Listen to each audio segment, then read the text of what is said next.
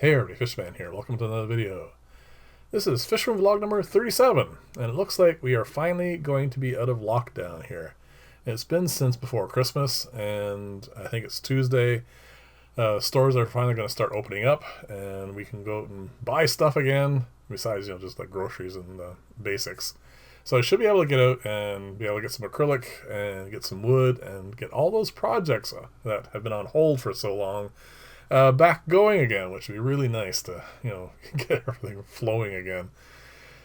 Speaking of which, I finally got in the ammonia test kit. So as you can see here, these two tanks now are set up for that. One obviously running with the sponge filter, and the other one with the high humidity planter and obviously all the plants. So that's underway, and I have got some results that I'm actually really going to have to sit down and think about and try to make sense out of, because it has been completely unexpected, to say the least. That's going to be up for Wednesday.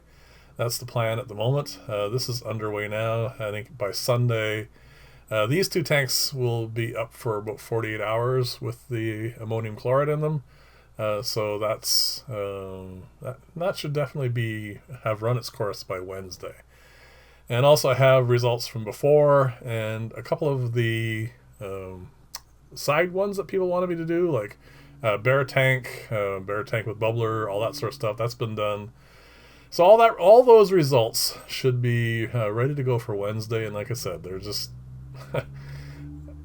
I'm really rethinking some aspects of filtration. Let's just put it that way.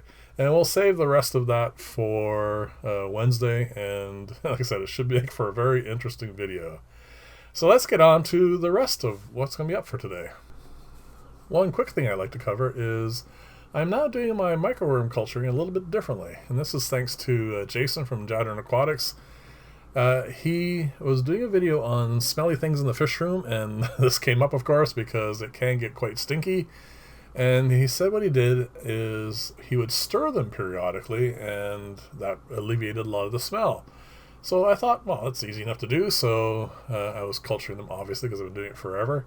And I gave one a stir, and it was a little mushy, so I threw in a few oatmeal flakes, and then, of course, as you can see there, sprinkled a little bit of yeast on top. And I just did it with one to start off with, and yeah, it actually does a really great job for getting rid of the smell. But more importantly than that, I have actually found that it extends the longevity of them.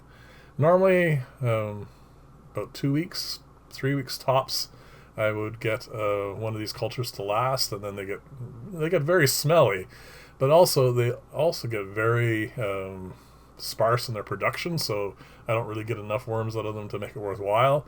And what I do is obviously just make up a new batch and seed those, and then in short order I have more going. But with this, I have actually managed to extend. This is now, I think, about twice, almost going up to 3 times longer than I would normally keep it, and they're still doing really quite well, and I'm not having any issues with them. So thanks, Jason, and I'll definitely leave a link to his channel below, because he has a great channel and you should go check him out for that. Next up are a number of updates from a bunch of the plant videos I've been doing. This hornwort here is already grown sufficiently that it no longer tumbles in this, and I'm really looking forward to seeing how quickly it actually fills the chamber, because that'll give me an idea of how effective this is going to be as a nitrate remover in the tank, and something I'm actually really looking forward to. This is the paludarium build, and I, last Sunday I think it was, put some new plants in it, and they're already growing nicely. A lot of people mentioned that this plant here should not do well in the water, and I'm kind of curious to see how well it is going to do. One of the leaves there looks like it's a bit off, but that could just be damaged from when I put it in. But the pothos, as always, is growing quite nicely. I don't think you can kill that stuff. And the other planters I did are also doing quite well. This one hasn't sent out any new leaves or anything yet, but it looks nice and vibrant and healthy. And as you can see here, the water wicks up quite nicely in here. And this particular, the pothos, I think is going to do really quite well in this, but it's not really a surprise.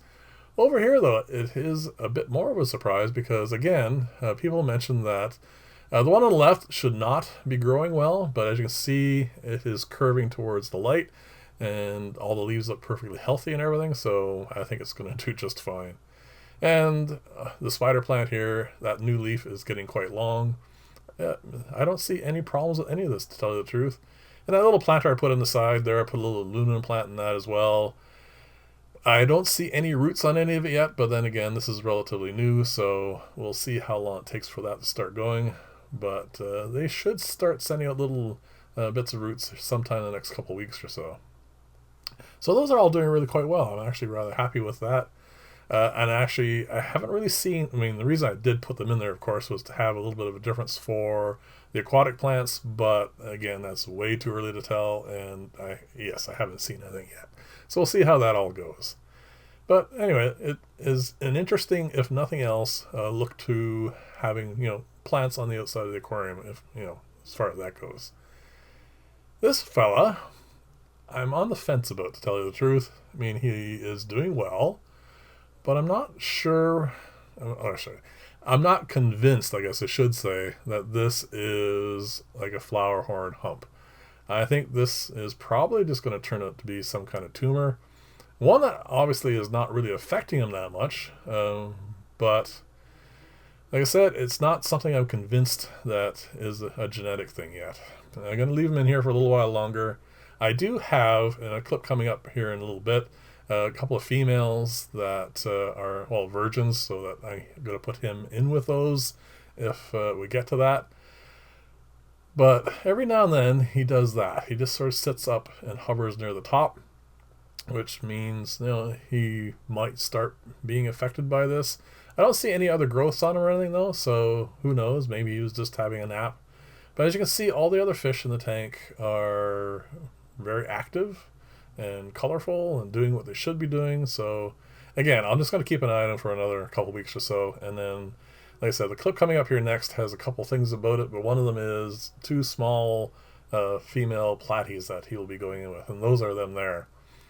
This obviously is the underground filter that I had in the ammonium chloride experiment, and some interesting results for this one for sure.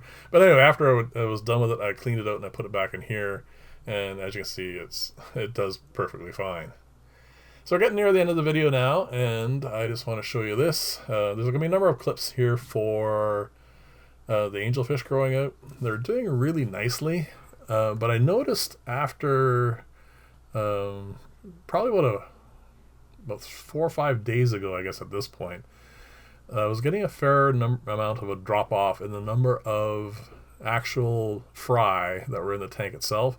Still plenty, as you can see, but like I said, they were getting lower in number, that I was getting a bit concerned that they were being munched on. So I decided it was time to take this in-tank fry separator out, remove the 2 parents. So I set up a separate tank for them, and then I'm going to release all these guys into the tank and let them all grow together. One small disadvantage of doing that, of course, is it is very difficult to see them. There's one of the bigger ones. That's from the original batch, and he's doing really quite nicely.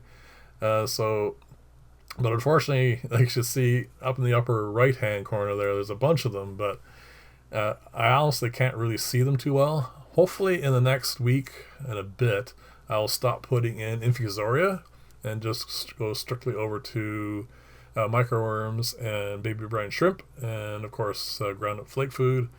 And that will allow this to clear up, and we'll be able to see the babies a lot more instead of having these cloudy, blurry pictures, which is obviously very difficult to see anything in.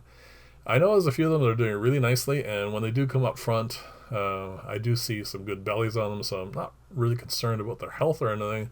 But it would be nice to actually give you guys some nice clear shots of what's going on in here. And like I said, that's just one of the things that needs to be coming up soon. So anyway, as always, thank you very much for watching. If you like this style of video, please like and or subscribe and leave me lots of comments. I definitely enjoy those. And like I said, it's just so difficult to see what's going on with these things. But there's a fair number of fry in there, way more than I need, so that's fine. And I moved the parents up into here. A nice new clean heated tank for them. And hopefully they won't breed too much, but I do definitely want them to continue breeding. The next batch, I'm not going to bother using the in-tank fry separators because I want to see how long they can actually do on their own. I think they're going to do a pretty good job because they seem to be doing much better as parents now. So again, thank you very much for watching. I will see you in the next video, and bye for now.